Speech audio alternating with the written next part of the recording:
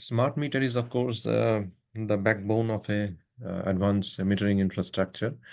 But in addition to that, you also have to have a smart meter network, data collection network, all right?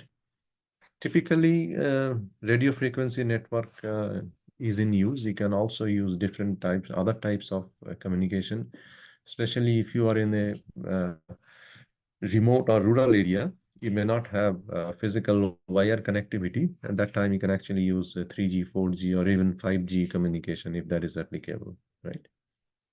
And usually the data from the smart meters, they are collected by the so-called data concentrator units or DCUs, okay?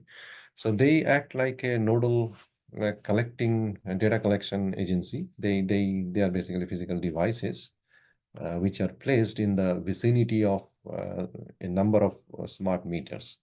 So one DCU typically collects data from, let's say, 10, 20 smart meters. And from the DCU, this data is transferred to the so-called head-end system, okay?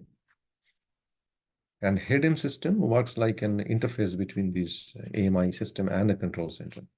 And from the head-end system, you can use an Ethernet or wireless medium or anything, depending on your location and the communication infrastructure that you are having.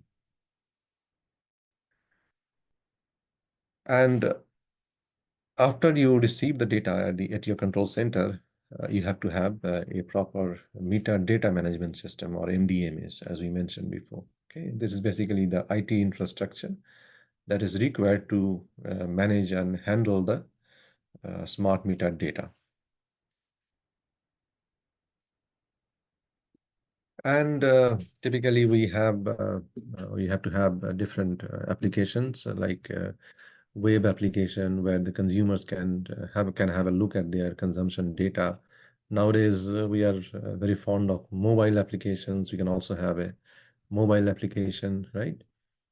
And of course we have to have an agency which will deploy these infrastructures. So AMI implementing agency is required as well. And some of these details are taken from Indian Smart Meter Standard IS 16444.